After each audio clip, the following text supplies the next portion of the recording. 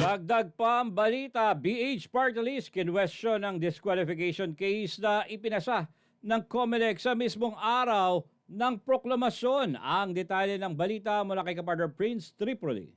Nasa 54 na party list groups sa kabuuan ang nanalo ngayong 2025 midterm elections. Subalit, nasa 52 party list groups lang ang naiproklama na ng Commission on Elections nitong May 19. Isa sa mga hindi naiproklamang party list ay ang bagong henerasyon na nakakuha ng isang upuan sa Kongreso. Ayon sa COMELEC, seryoso ang mga aligasyong ibinabato laban sa kanila, partikular ang disqualification case na inihaing nagresulta ng pag-aantala ng kanilang proklamasyon. Considering the serious allegations raised in the above petition, which involve grave violation of election laws, the National Board of Canvassers resolves to suspend the proclamation of the 30th party list and Bagong Henerasyon party list until the speedy and judicious resolution of the petitions filed before the clerk of the commission. So ordered, signed by all the members of the commission and bank as the National Board of Canvassers.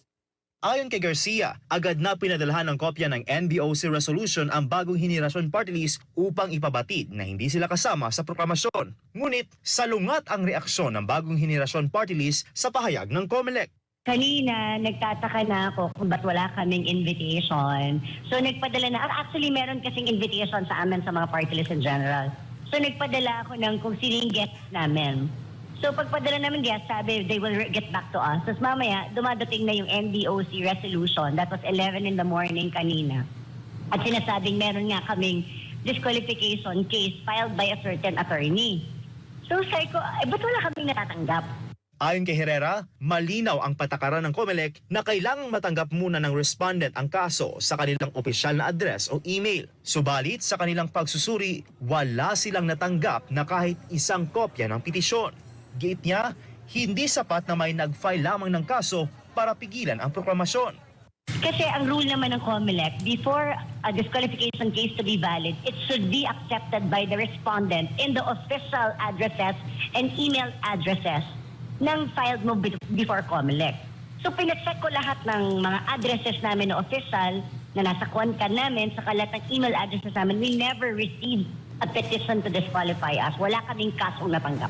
Hindi ko rin po maintindihan, parang final daw after elections. Pero wala pa po kasi ako nakakausap talaga dahil wala pa rin po talaga akong alam alin yung allegations na sinasabi against sa amin.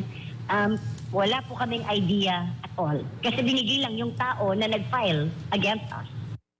Isa sa mga nakikitang dahilan kung bakit natenga ang proklamasyon ng grupo ay ang hindi pagbirma ni Congressman Herrera sa impeachment case ni Vice President Sara Duterte, pati na rin ang pag-endorso ng Vice Presidente sa kanila sa katatapos lamang na eleksyon.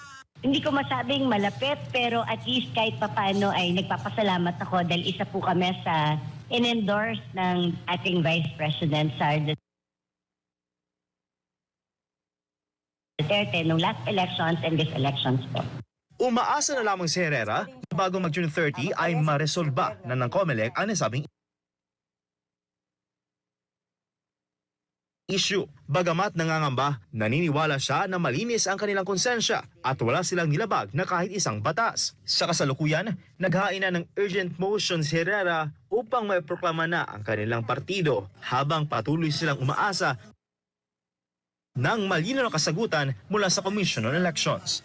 With lack of plausible explanation, siyempre yun ang maiisip mo.